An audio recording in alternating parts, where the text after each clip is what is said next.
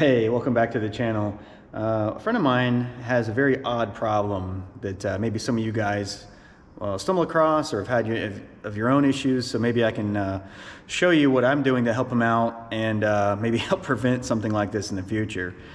He builds custom cars, lowriders, and like custom 50s and 40s cars, and they're just badass.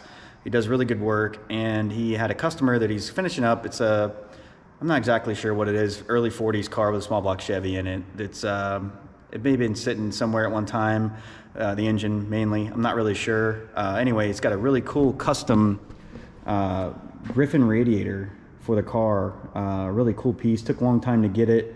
And anyway, they went to fire the car up and they couldn't get any flow through the radiator. So what it was, a varmint, a rat, mouse, something like that, climbed its way into either the upper radiator hose or thermostat housing or something like that, or maybe even the radiator itself, and decided to nest.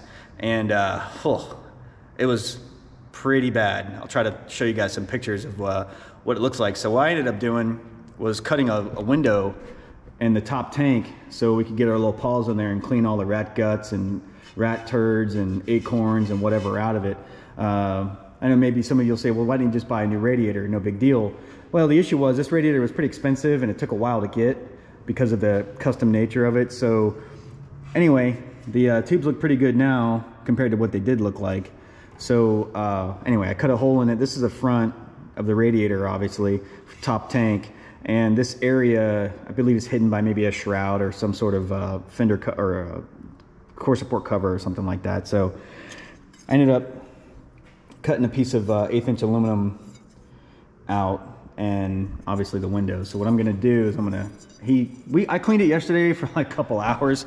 I flushed quite a bit of water through it and just picked it out, the hair and the turds, with like a pair of needle nose pliers.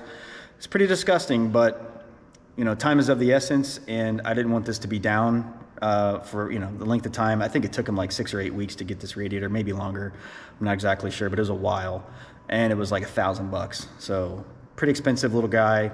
It's like a 17 by 22 core. It's not gigantic, but it fits a certain application, and it is what it is. So anyway, the plan is just to TIG that right there, this, cover that back up, and maybe it won't look so out of place.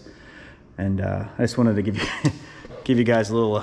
It's pretty disgusting. So I guess my point is hey, if you had a motor sitting for a while in a barn or a shed or whatever, before you fill it with water and expect everything to be good, check it.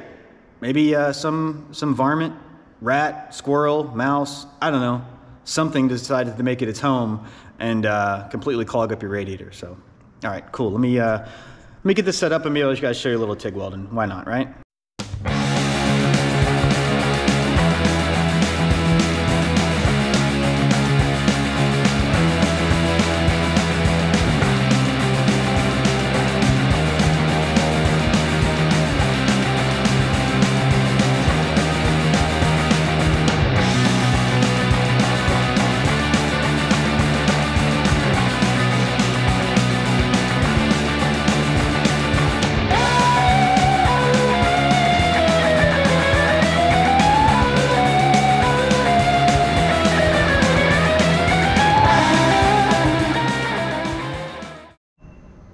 Okay, so got the panel cut, welded back on, came out pretty nice.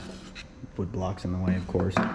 So yeah, that's a little quick down and dirty job. Still a little warm. I don't know if you saw in the time lapse, I was hitting it with an air gun. The reason why I do that on aluminum, especially something super thin, especially with all these little fins and tubes, is to try to just reduce the heat overall working into the entire part. Stainless, I do that as well.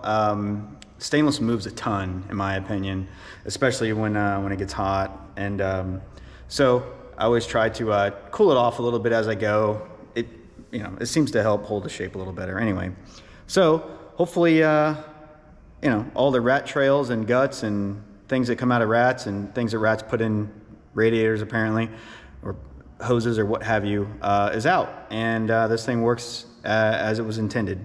So anyway, I just figured I'd share you a quick little odd problem that we stumbled across here, and a solution to it, I guess.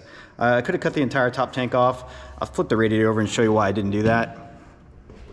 So this radiator has the top tank is quite a bit wider than the actual core, and the reason for that, I believe, is just the shape. Maybe trying to mimic the stock style or who knows what, but I didn't want to cut this off because of the way it's welded to.